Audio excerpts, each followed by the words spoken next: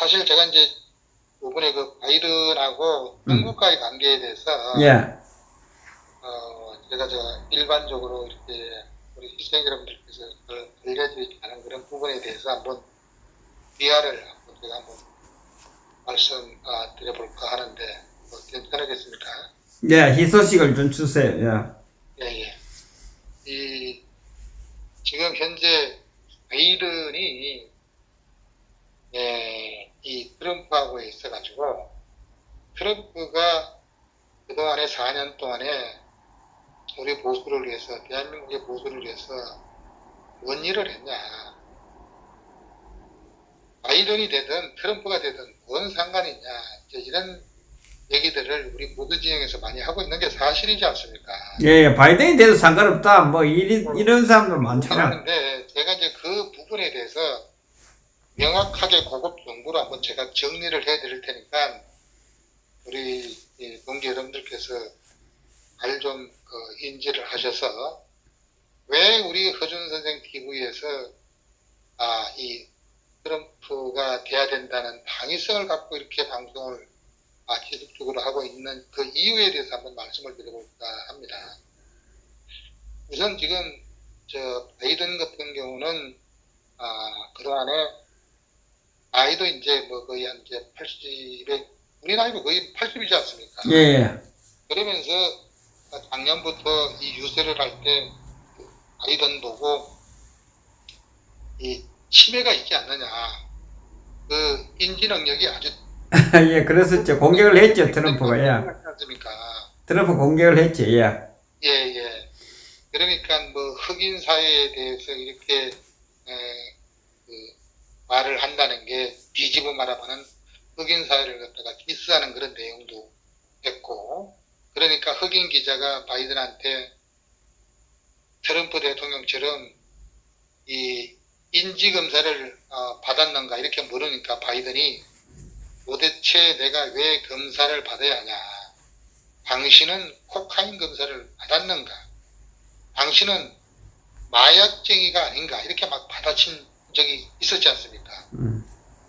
그러니까 흑인과 이 마약쟁이를 연결시키는 그런 이 발언이 그 당시에 또 엄청난 논란이 됐고 결국 그 정치적 올바름을 지금 미국의 야당이라는 애들, 민주당이라는 인간들이 자기들 생각은 이제 생명처럼 여겼는데 이 바이든의 말 실수로 이제 지지율에 큰 타격을 입고 말았다라는 게 이제 작년 유세 때 쭉 그런 분위기가 이어졌던 거예요.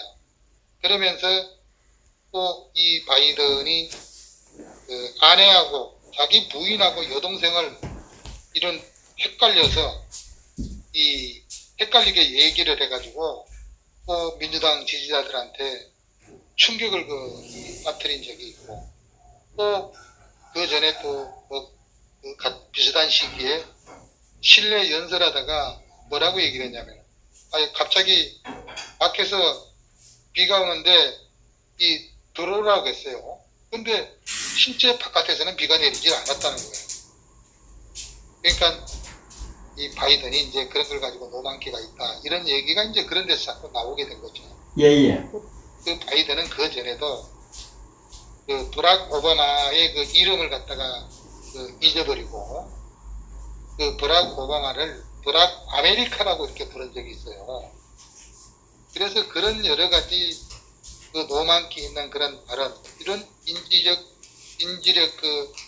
문제를 일으킨 것에 대해서 그동안에 민주당을 그냥 몰빵을 하던 그런 언론들이 아주 바이든의 정세가 심해진 그런 상황을 보고 엄청나게 이제 우려를 많이 했죠. 그래서 지금 미국에서 민주당에 아주 적극적으로 지지하고 있는 매체가 이 워싱턴 포스트가 되겠고, 그래서 워싱턴 포스트가 그 당시 아주 실망을 하면서 이 바이든 때문에 대선이 아주 쉽게 무너질 수도 있다. 이런 이제 보도를 워싱턴 포스트에서 이제 기사화 한 적이 있었고, 또 이 반트럼프 인사 중에서 그 유명한 그 폴 크루그맨이라는 그런 또 사람이 있었죠. 예. 예, 그 바이든은 그 사람이 이제 바이든은 토론에 참가하지 말고 제발 좀 입 좀 다물고 있어야 된다. 이런 이제 저 얘기도 한 적이 있고, 어쨌든 이 바이든의 그런 이 노망 소식이 그 민주당하고 미국의 이 주류 언론은 물론이거니와 이 또 중요한 것은 트럼프의 승을 하기를 바라는 그 외부 세력이 있지 않습니까? 예. 그 중에서 아주 강력한 외부 세력이 중국 공산당이란 말이에요. 중국 공산당 중에서도 누굽니까? 시진핑이라는 거죠. 그러니까 그 바이든이 이제 그런 식으로 흐름이 이제 계속해서 언론에 잡히고 했을 때 가장 충격을 받은 인물이 중국 공산당과 시진핑이라. 자, 그런데 이제 그 바이든이 말이죠. 2012년이죠. 이제 중국 공산당의 권력 이양 시기가 2012년입니다. 그때 이제 그 시진핑한테 중요한 이 기밀 자료를 넘겨준 게 바이든이에요. 그에 따라서 시진핑이가 순조로운 집권을 돕는 역할을 바이든이 했다는 거예요. 그때까지 바이든하고 시진핑하고는 아주 친밀한 사이였던 거예요. 지금도 그렇지만. 그러니까 당시에 바이든이 넘긴 그런 미국의 기밀 자료가 뭐냐 이겁니다. 그러니까 원래 이 중국의 장정민의 그 이 후계자로 점 찍은 사람은 그 보이보의 아들인 머시라이가 있고, 그 다음에 시중신의 아들은 이 시진핑이란 말이에요. 보이보하고 시중신이 중국의 그 아주 그 원로 그 혁명 간부들이란 말이에요. 그 둘 다 훌륭한 아버지 밑에서 태어났는데, 그래도 시중신하고 보이보가 월등히 좀 위대했죠. 그러니까 머시라이가 어깨에 힘을 팍 주고 장점인도 머시라이를 갖다가 후계자로 넘기려고 짐을 찍어 넣었던 겁니다. 그런데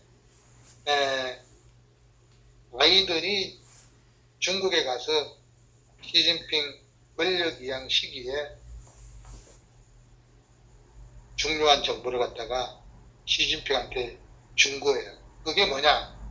바로 머시라이 당시에 충칭시 당서기가 당신 시진핑 너의 그 권력을 뺏기 위해서 쿠데타를 모의하고 있다. 이런 내용이 들어있었다는 거예요. 자, 그렇다면 이게 얼마나 중요한 기밀 자료입니까? 그러면서 머시라이의 그런 최측근인 왕리준 사건이 벌어지는 거예요. 아마 왕리준 하게 되면은 우리 시청자 여러분들 다 알 겁니다. 충칭시 공항국장, 그 당시에 충칭시 공항국장이 왕리준인데, 그 왕리준이가 보스였던 머시라이한테 앙심을 품고 또 2012년에 1월 달에 사천성 청두주재 미국 총영사관에 망명을 요청한 거예요. 그 망명을 요청할 때 왕리준이가 미국 총영사관에 자료를 가져갔을 거 아닙니까? 그 자료를 가져간 거를 바이든이 시진핑한테 준 거예요. 왕리준이 미국 영사관에 넘긴 기밀 자료에는 그 머시라이의 쿠데타 계획 이외에도 파룬군 그 수련자를 상대로 한 장기 적출 알죠? 예. 네? 단이 그 뭐고 그냥 그냥 장기. 몸에 있는 장기. 산 사람의 장기를 축출. 네. 그리고 머시라이 그 부인이 누굽니까? 머시라이 그 부인이 그 인체의 신비전이라고 얘기 들어봤죠? 예. 인체의 신비전.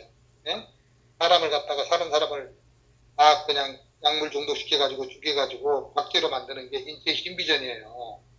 그 인체 신비전 사업 이런 거와 관련된 충격적인 정보도 왕리준한테 다 담겨 있다는 겁니다. 자, 그거를 좀 약간 더 빗나가서 좀 얘기를 한번 말씀을 드리겠는데, 그 중국의 유명한 그 여자 아나운서 실종 사건이 있었어요. 그 중국의 유명한 아나운서, 그 대련 따리엔이라고 하는 그 텔레비전 방송에 아주 유명하고 이쁜 여자 아나운서가 있었는데, 그 여자 아나운서가 실종이 된 거예요. 그 실종과 동시에 그 인체 표본 이 전시 사건이 벌어졌는데, 아주 재밌는 내용인데 아마 알고 있는 분들이 꽤 많지는 않을 겁니다. 아마 다시 말씀드려서 사람을 죽여서 그 인체를 표본이나 확대로 만든다고 하게 되면은 그 얼마나 끔찍하고 소름 끼치는 일이겠습니까? 그런 자료를 바이든이 시진핑한테 줬다는 게 이게 얼마나 충격적이겠습니까? 그런데 중국에서 실제로 이런 끔찍한 인간 박해 사건이 벌어졌다고. 자, 다시 말해서 2012년도 대만하고 홍콩의 그런 신문 매체들이 중국 아리엔 TV의 인기 아나운서였던 그 이름이, 아나운서 이름이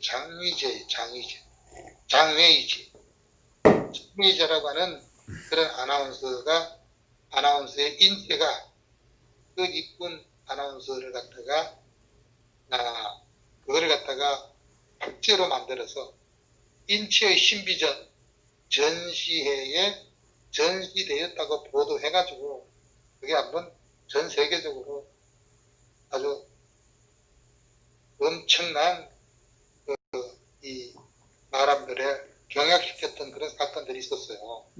그건 뭐 시간이 오래돼서 그걸 할는지 모르겠습니다만 하여튼 그런 일들이 있었습니다.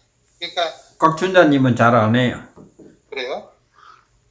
그러니까 중국의 이 유명 아나운서 이 장희재 실종 사건이 바로 이 중국의 유력 정치인이었던 어시라이하고의 대형 관계에 있던 인물이 장희재라는 그 장희재가 그 당시에 임신 8개월이 했어요. 임신 8개월이 됐는데 장희재가 실종이 된 거예요. 그 장희재가 이 실종이 됐는데 그 장희재 사건이 주목을 받는 게 14년 후가, 그러니까 2012년에 인체의 신비전에 이 장희재가 인체 표본으로 전시됐다는 그런 그 언론 보도는 정말 세상 사람들을 놀랍고 이 끔찍한 그런 사건에 대해서 아주 경악을 금치 못했던 사건이 장희재 임신 8개월 그 아나운서가 사라진 사건. 그래서 이 인체 비밀에 대한 그 내용을 갖다가 왕리준이가 주고 있었는데 왜 이제 주고 있냐면은 원래 그 머시라이는 이 예련의 그 당석이었어요. 그래서 예련 사람들, 따리엔, 그 다음에 그 야오닝성 이쪽 사람들은 머시라이에 대해서 엄청난 지지를 하고 있고, 그 머시라이가 그 중국 그 공안에서 잡혀가서 아주 고통을 받고 그럴 때 막 엄청난 인파들이 가가지고, 그 머시라이 끄집어내려고 막 눈에 보이지 않게 아주 그냥 이 실력 행사를 하고 했었던 적이 있습니다. 그래서 많이 후탕도 되고 했는데, 하여튼 그때 이제 이 머시라이의 애인 관계로 장희재가 있었던 거죠. 그래서 어쨌든 이 머시라이하고 부적절한 관계에서 장희재가 임신 8개월이 됐다는 거예요. 그러니까 이에 대해서 이제 머시라이 마누라가 누구냐면은 구카일라이라고 부인이 분노를 할 거 아닙니까? 이 실종 사건이 발생한 건데, 그래서 장희재는 최고 권력자와의 관계를 이 방송사 내에서도 정의제가 딸인 그 방송국에 근무를 하면서 지 스스로도 이제 그런 이제 권세를 부리면서 의시라이하고의 자기하고의 관계를 갖다가 그냥 까발리고 이제 그 행동을 했던 거죠. 그렇게 하면서 의시라이 부인이 그 카일라인데 그 의시라이 부인도 변호사 출신이란 말이에요.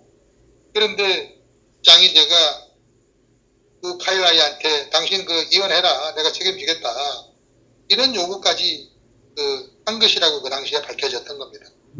그러니까 이 의시라이 부인이 그 카일라이가 자기도 이제 중국의 유명 변호사 출신인데 이 고분고분 하겠습니까?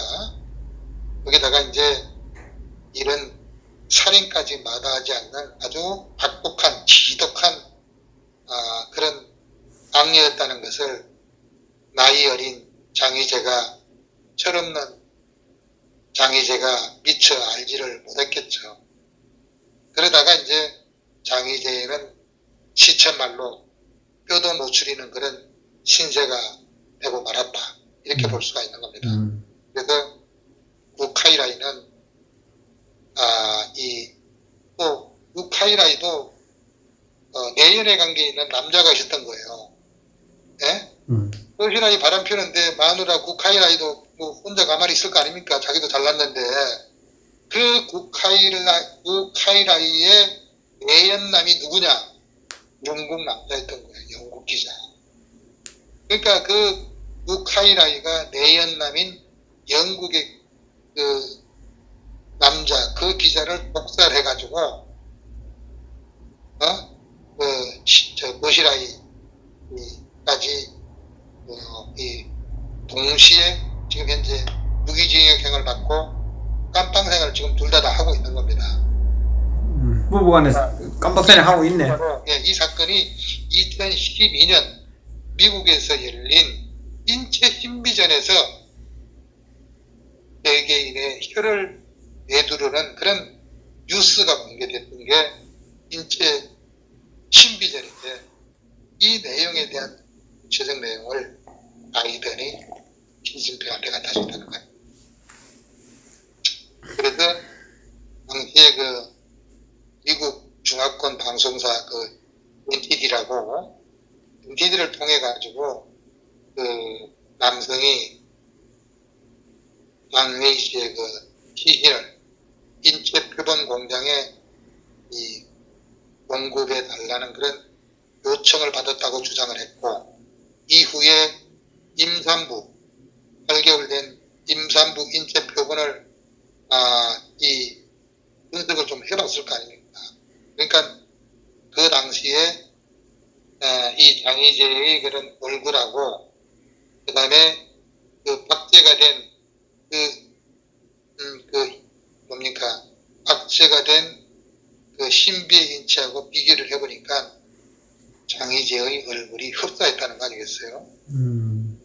그리고 신장도, 키도 재보니까 키도 좀 비슷하고, 손하고 발 크기, 그 다음에 뭐 신체 조건, 이게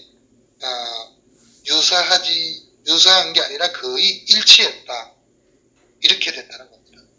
그러니까 그 당시에 저는 뭐 사진 그 당시에 뭐 하도 여러 번 봐가지고 잘 알고 있습니다만은, 그 당시에 그런 그 장희재의 그 표본 사진에 나와 있는 그런 얼굴의 기하고, 그 다음에 장희재가 아나운서 당시에 실제 장희재의 기를 한번 보면은 그 박제가 된 모습하고 사실 아주 흡사한 것을 그 당시에 아주 워낙 뜨거운 관심사였기 때문에 저는 그 당시에 상당한 또 정보력을 갖고 있었기 때문에 거의 그냥 유사한 게 아니라 그냥 똑같다, 이 정도로 공감을 가질 수 있는 그런 이 상황이었다고 볼 수가 있죠. 어쨌든 이 중국에서는 사형수들의 그런 시체를 인수받아서 인체 표본을 만드는 굉장히 군대가 있는 건 사실이죠. 그래서 인체 신비전을 주최한 그런 중국 공장의 사장이 독일 사람이 중국 공장에서 이 전체 시체 표본의 한 80%가 그 공장에서 제작이 된다고 합니다. 게다가 그 관련 시체 표본 공장의 허가를 얻은 것에는 어시라이 부인인 구카일라이가 깊이 관련이 되어 있다. 이렇게 해서 충격을 주면서 그게 이제 바이든이 그런 내용을 전부 다 이제 알려주면서 이 정권을 갖다가 뒤집으려고 하니까 시진핑이가 중국의 그 양해라고 있지 않습니까? 국민 대표대회하고 그 양해 그 양해 때 양해가 끝나자마자 바로 그냥 러시아의 소탕 작전을 벌리게 된 것들이 전부 바이든의 그런 정보를 받고 일사불란하게 움직여가지고 러시아의 일파를 갖다가 싹 정리가 된 사건, 아주 유명한 사건입니다. 그래서 한국의 그 MBC도 신비한 그 TV 서프라이즈 여기에서 아마 일부 다뤘을 것으로 저는 기억을 하고 있어요. 한국에서도. 그래서 이 미국에서 있었던 그 인체 신비전 이거하고 이 장희재 사건이 이제 화제가 됐는데 또 얼마 전에 판빙빙이라고 실종 사건 때문에 이게 또 한 번 재탕이 된 적이 있습니다. 판빙빙은 데뷔할 때부터 지금까지 그 판빙빙의 뛰어난 미모는 아마 중국 역사에서 타의 투정을 불허했다 이렇게 볼 수 있는 인물이 판빙빙입니다. 이 판빙빙은 서구형의 얼굴과 동양인의 그런 합쳐진 듯한 아주 매력적인 얼굴 그 생김새로 인해서 아주 중국에서 엄청난 인기를 누가를 했고 또 이런 패션 스타일 이런 거를 아주 그냥 소화의 내물이 인해가지고 엄청난 인기와 거금을 쥐어줬던 그런 인물이기도 하죠. 어쨌든 시진핑은 왕리준 사건 직후에 2012년 2월 달에 미국을 방문합니다. 미국을 방문하는데 이때 이제 바이든한테 해당 기밀 자료를 전달을 받게 되죠. 그래서 방금 말씀드린 대로 미국에 갔다 오고 난 다음에 이제共産党대회 양해가 열리면서 바로 이제 러시아의 제거 작전에 착수를 하게 된 거죠.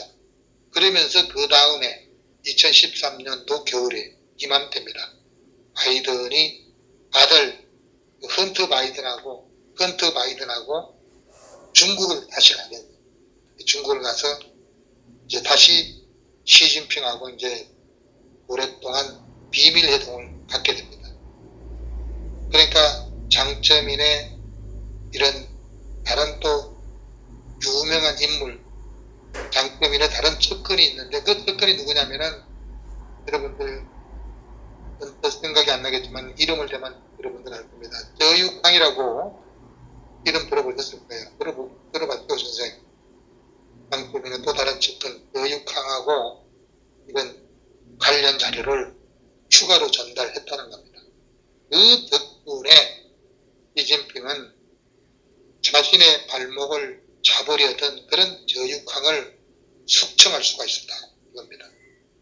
그래서 이에 대해서 바이든도 고급 정보를 줘서 시진핑을 이 황제로 출연시키는데 일조를 했으니까 바이든도 이제 보답을 받아야 되지 않을까?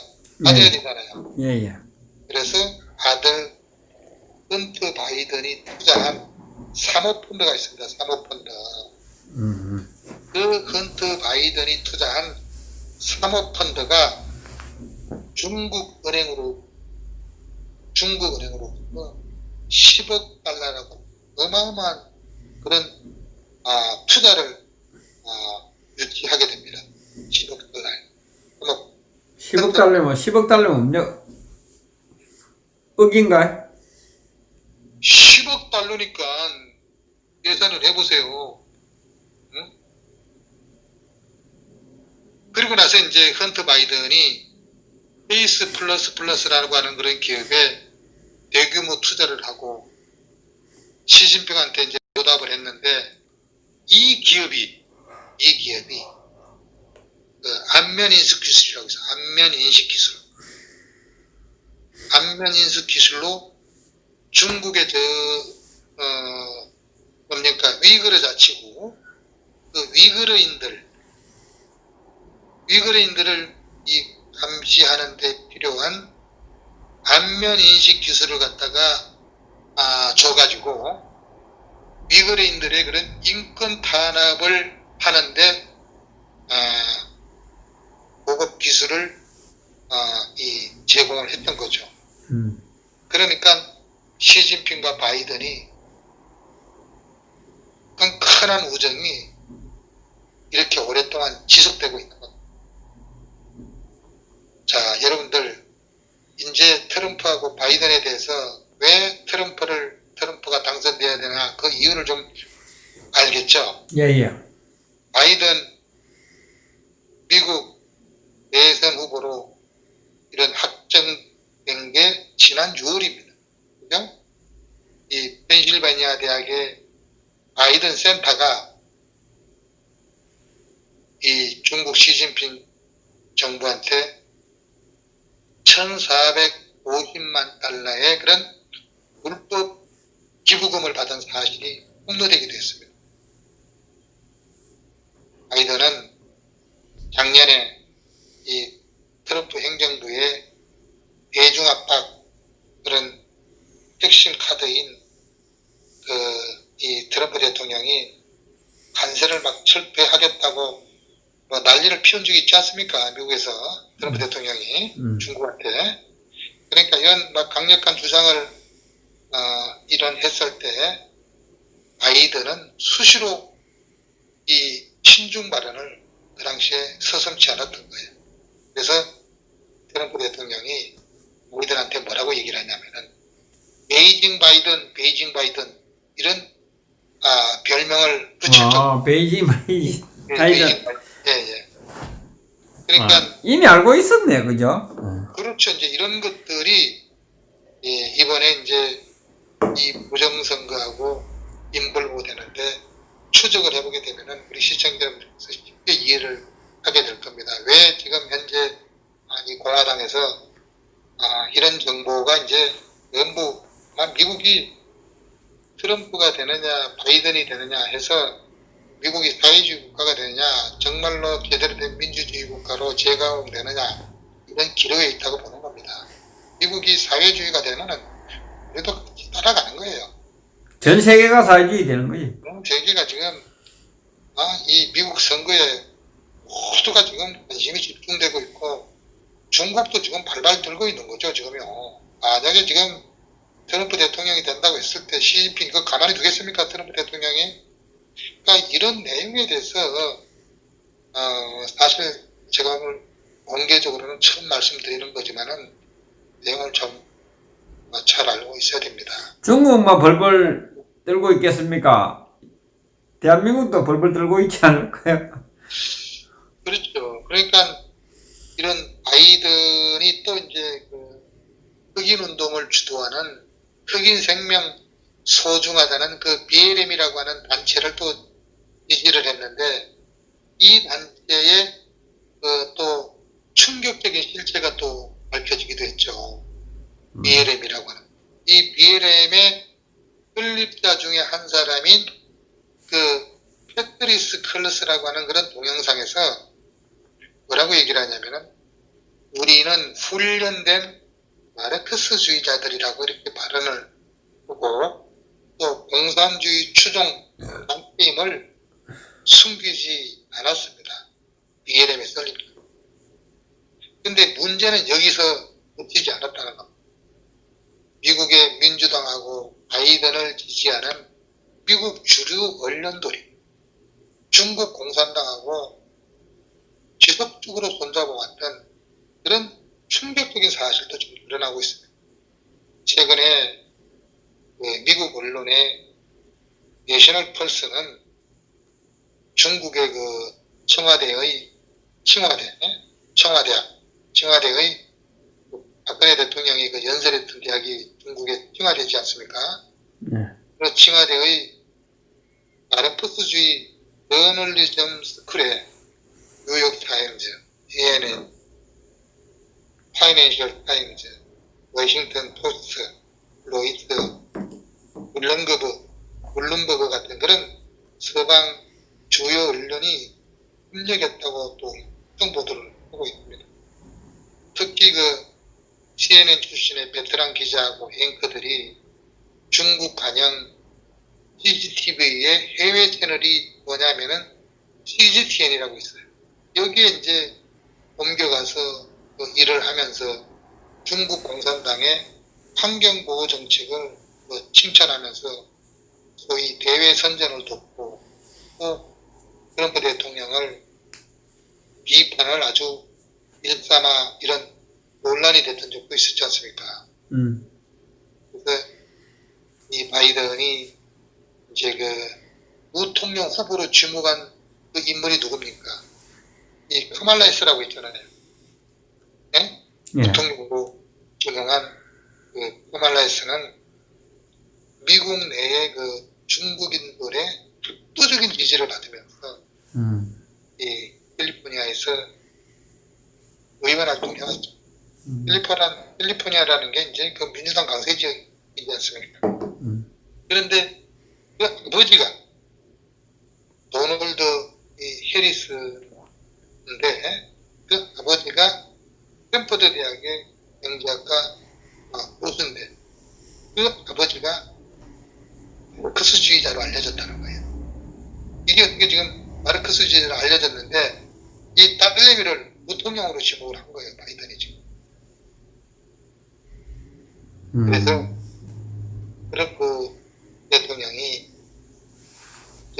유세 때 선거 바로 직전에 그 11월 달에 바이든한테 뭐라고 얘기를 했냐면 바이든이 승리하면은 미국은 중국 땅이 되고 미국인들은 중국어를 문제로 배워야 한다. 이렇게 경고를 한 게 이런 이유에서 그렇게 얘기를 한 거예요. 그러니까 지금 이 조 바이든 이런 그다음에 바이든의 아들 헌터 바이든은 2013년에는 중국을 방문해서 보하이, 발해함이라고 하는 그런 사모펀드를 설립을 하게 됩니다. 이 바이든 아들이 사모펀드 운영 경력이 전혀 없어요. 전무함에도 불구하고 골드만삭스라든가 뱅크 오브 아메리카 이런 프리미어 은행도 못했던 차이나 머니를 헌터 바이든이 유치를 하게 됩니다. 그 후에 공산당을 위해서 위거르족 감시 기술, 안면 인식 기술 여기에 5천억을 갖다가 헌터 바이든이 투자를 합니다. 그래서 중국은 바이든도 시진핑의 영향력 아래에 둘 수 있게 조직적으로 얘들이 만드는 겁니다. 실제 바이든은 평소에 그 시진핑과의 친분을 엄청나게 과시를 했습니다. 뿐만 아니라 트럼프의 대중 정책에 대해서 중국은 더 이상 위협이 되지 않는다. 이런 발언을 수차례 하면서 아주 친중 정책을 중국이 아주 미국한테 좀 위기의식을 느낄 때 그때마다 중국을 감싸는 발언을 이들이 해왔던 거죠. 그러니까 미국의 민주당이나 대한민국의 더불어민주당이나 독분 객인입니다. 미국 민주당의 일인 피자게이트 민주당이 미투가 있다면은 한국은 더불어민주당의 워닝썬 게이트 더불어민주 사건 이런 것들이 지속적으로 이어져 왔지 않습니까? 다시 말씀드려서 바이든 아들이 투자한 3억원 사모펀드 이거는 중국의 지원을 받은 돈이에요. 시진핑의 지원을 받은 헌트 바이든의 사모펀드가 있다면 대한민국에는 뭐가 있습니까? 조국이하고 정경심을 비롯한 조국 가족이 투자한 사모펀드가 있는 거예요. 미국이든 한국이든 민주당은 문제입니다. 기존의 주류 언론들 보도가 참 거지 같습니다. 트럼프 탄핵 바이든이 더 더럽습니다. 누굴 탄핵합니까? 바이든 비리나 잡지. 또 지금 미국이 대한민국 정치를 보는 것 같습니다. 똑같은 것 같아요. 선거도 그렇고, 그죠? 그렇습니다. 그러면 중국몽이 문제입니다. 그래서 친중인사 반중반중 하는 그런 주장을 하는 사람들의 그런 국제적 분위기를 동지 여러분들께서 잘 인식을 하고 있어야 된다는 거예요. 중국 심각한 문제입니다. 흰색 귀족이라고 하는 그런 중국의 고위층 친인척의 조세 피난처들 보세요. 아주 심각합니다. 파나마 케이프만 봐도 중국 고위층의 조세 피난처는 세계적인 범죄에 연루된 아주 거대한 게이트임을 알 수가 있습니다. 시진핑의 매형, 덩샤오핑의 사위, 조남필의 조세 피난처의 그런 수상한 계좌들, 후진타오 조카, 원자바오의 아들, 이런 것들이 소위 태사장 애들이 2000년 이후에 우리 돈으로 무려 4280조 원 정도에 육박하는 그런 국부를 유출을 시켰다는 겁니다. 자, 대단하죠. 이거를 어쨌든 지금 미국은 48개 주 법무부 장관들이 페이스북을 상대로 이제 저커버그 페이스북을 상대로 독과점 위반 혐의로 소송을 제기를 했다고 합니다. 따라서 이제 페이스북, 저커버그의 페이스북은 공중분해가 되고 바이든 당선 후보서인의 아들은 탈세 혐의로 지금 조사 중에 있고, 그러다 보게 되면은 바이든은 큰일 났습니다. 연방대법원 텍사스주 소송 승소 판결이 나는 순간에 미국의 명령의 선포가 돼가지고 82 공수사단이 투입을 하게 되면은 반역자들을 일망포진하게 되는데, 그렇다면은 바이든뿐만 아니고 중국의 시진핑도 물러가게 돼 있습니다. 지금 이 텍사스를 제외한 7개 주가 지금 이번 선거에 대해서 이렇게 힘을 모으고 있는데, 어쨌든 간에 지금 주정부 법무부 장관들 외에 주지사도 이제 소송에 동참을 하고 있다고 하니까 아무래도 지금 때문에 지금 미국 민주당도 아주 긴급으로 해가지고 이 21개 주인가 여기 뭐 간하고 어디 이런 데까지 다 포함해가지고 이제 21개 주고 또 피고인까지 다 포함을 해서 21개라는데 사실 21개가 아니고 한 16개나 15개 정도 되겠죠. 그들이 이제 텍사스주의 소송에 반대하는 소송을 대부분에 오늘 냈다고 그러지 않습니까? 그러니까 어쨌든 연방대법원 23개 주가 아니라 텍사스를 제외한 17개 주입니다. 어쨌든 이건 미국의 그런 연방대법원 대광장에서 아마 공화당이 집회가 조만간에 이제 지속적으로 일어나지 않을까 이렇게 생각이 됩니다. 자, 오랜 얘기를 고급 정보로 좀 하루 종일 밤새서 얘기를 해드리고 싶지만은 여러분들 아주 주무실 것 같아요. 전 세계 중국이 문제고 대한민국에는 국민의 심당이 문제네요.